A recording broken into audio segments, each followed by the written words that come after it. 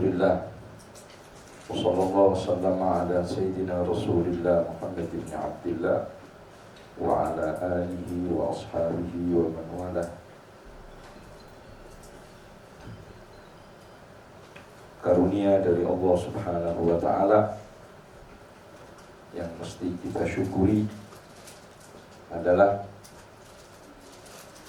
kecenderungan kita, keinginan kita dan niat-niat kita untuk menuntut ilmu syariah. Sebab dikatakan man yuridu bihillahu khaira yufaqihu fiddin. Siapa orang yang dikehendaki baik oleh Allah Subhanahu wa ta'ala, maka akan difahamkan, akan diberi kesempatan, akan diberi keinginan oleh Allah untuk mengerti ilmu agama. Sebab dengan ilmu tersebut kita akan melangkah di dunia ini selama hidup ini, yang akan menjadi bekal di dalam hidup kita sepanjang masa. Maka mudah-mudahan dengan daurah yang cuma 3 hari ini membuka hati kita untuk menjadi orang-orang yang istiqomah, yang berarti dikehendaki baik oleh Allah Subhanahu wa ta'ala untuk menuntut ilmu agama. Faham?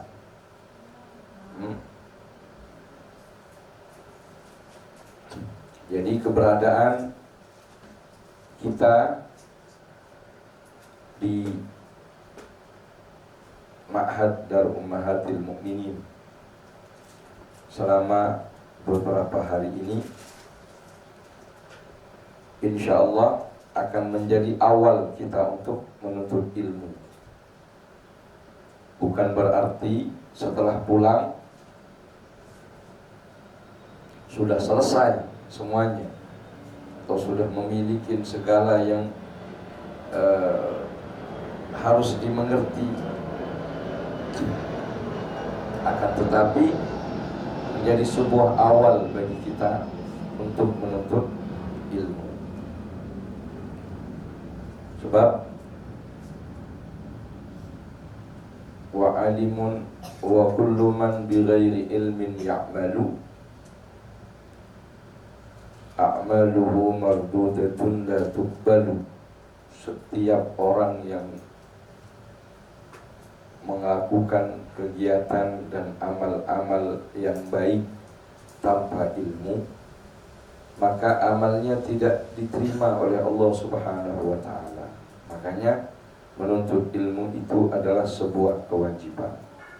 Dan disitulah ukuran seseorang akan menjadi baik. Terutama di zaman sekarang ini, semakin jauh daripada ilmu agama, maka akan semakin jauh daripada kebaikan. Akan tetapi semakin dekat dengan ilmu agama dan mengamalkannya, maka akan semakin dekat dengan kebaikan.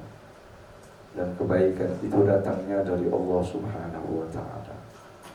Maka mudah-mudahan keberadaan kita setelah ini memberi semangat bagi kita untuk menuntut ilmu agama, menjadi anak-anak yang dibanggakan oleh orang tuanya, dibanggakan oleh Allah Subhanahu wa ta'ala, dibanggakan oleh baginda Nabi Muhammad sallallahu alaihi wa alihi wa sahbihi wasallam. Adapun yang perlu kita perhatikan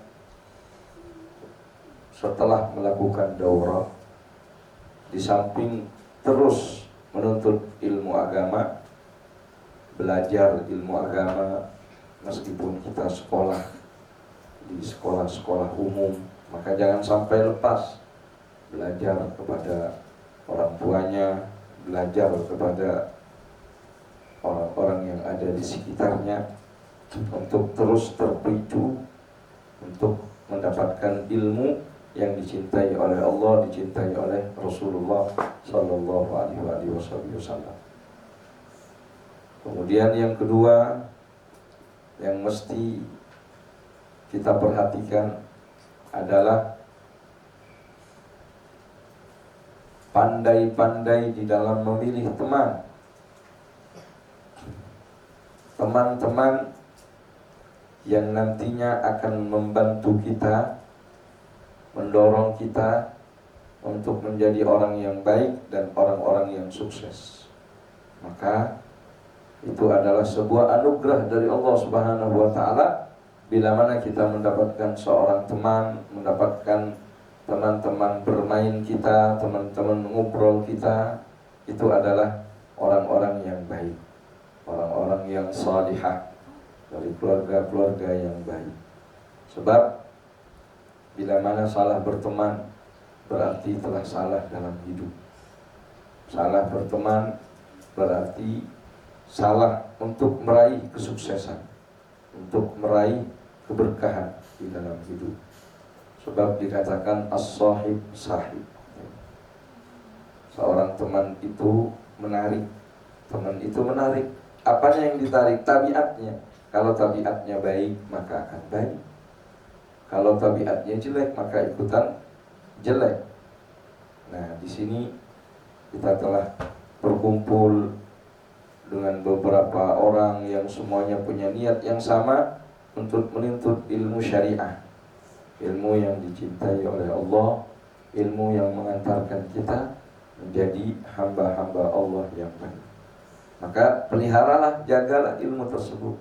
Dengan apa? Dengan mengamalkannya, dan juga dipelihara dari para perampok-perampok yang akan mengambil hati kita. Jadi yang perlu diperhatikan, jangan sampai kebaikan yang telah kita miliki berupa amal-amal dan kegiatan baik selama di pesantren ini, berupa sholat, khususnya kalau bisa dilakukan dengan berjamaah, lakukan dengan baik. Kemudian menjaga kekompakan dengan teman-teman, bisa santun, bergaul dengan sesama, terutama dengan orang tuanya, berakhlak dengan mereka dengan akhlak-akhlak yang baik. Sebab orang yang paling dekat dengan Nabi Muhammad SAW adalah orang yang berakhlak dengan akhlak yang baik. Orang yang akhlak dengan orang tuanya, terutama orang yang berbakti kepada kedua orang tua, maka dialah yang akan diberikan kebahagiaan oleh Allah Subhanahu wa taala di dunia dan di akhirat. Menyenangkan orang tua berarti menyenangkan Allah. Membuat orang tua kecewa berarti mengecewakan Allah.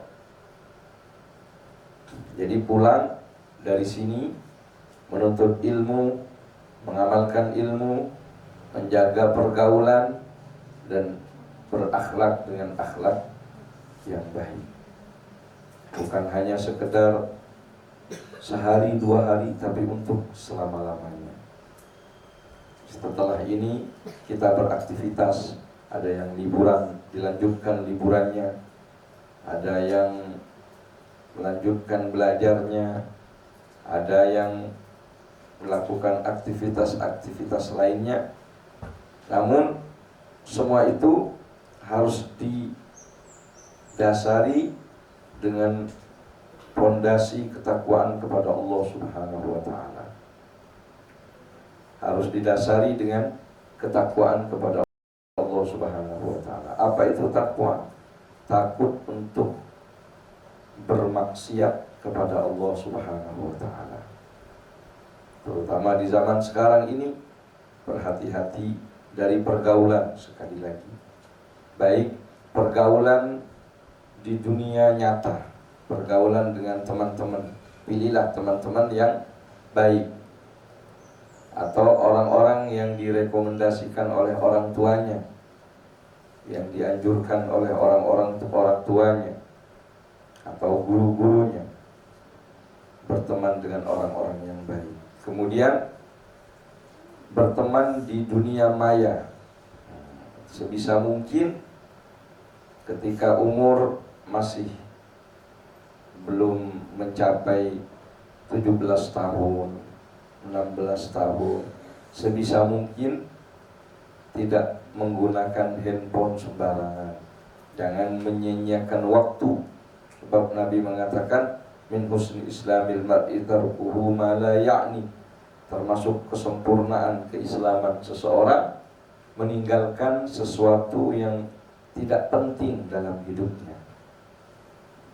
Jadi jangan tergoda oleh keinginan untuk pegang handphone terlalu lama, keinginan untuk main game terlalu lama, atau bahkan sama sekali kita tidak membuat hati kita dicuri oleh handphone itu. Maksudnya dicuri bagaimana?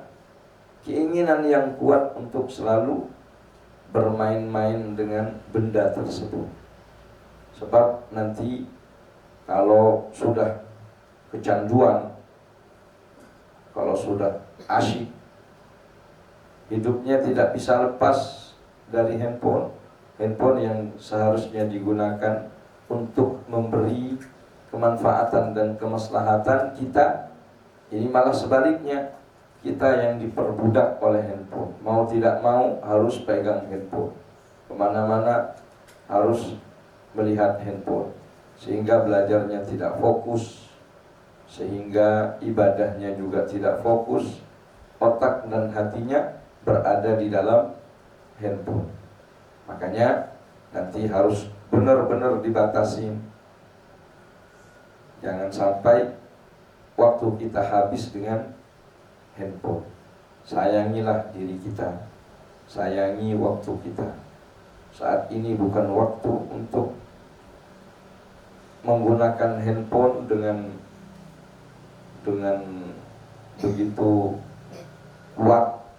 Tapi saat ini kita mengambil secukupnya saja. Kalau ingin menghubungi orang tua, kalau ada tugas, bolehlah untuk kita menggunakannya. Lebih dari itu, maka handphone itu bisa akan merusak terhadap pribadi dan masa depan kita. Paham? Nah, jadi setelah ini apa tugasnya? Menuntut ilmu, mengamalkan ilmunya.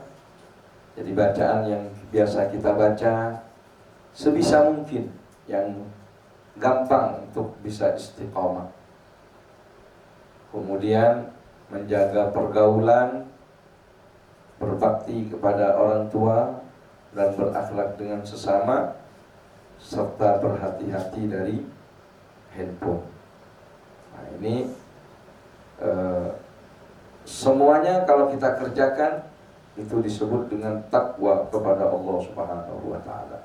Wa may yattaqillaha yaj'al lahu makhraja. Siapa yang bertakwa kepada Allah, akan Allah berikan untuknya jalan keluar. Wa yarzuqhu min haitsu la yahtasib. Maka akan dikasih oleh Allah rezeki yang tanpa disangka-sangka. Maka akan enak itu, diberikan keberkahan hidupnya oleh Allah Subhanahu wa taala. Kemudian hal ini tidak bisa kita lakukan setelah kita pulang, kecuali dengan niat dan tekad yang kuat sejak hari ini. Kita akan meninggalkan pesantren ini, tapi insya Allah kita tidak meninggalkannya kecuali hanya jasad kita saja. Hanya jasad kita yang keluar dari pesantren ini. Namun ajaran yang kita dapatkan, amal dan ibadah yang kita dapatkan, ilmu yang kita pelajari selama beberapa hari ini, insya Allah akan bersama kita dimanapun kita berada, bahkan sampai kita nanti menghadap kepada Allah Subhanahu wa ta'ala. Dengan apa semua ini? Dengan niat yang kuat.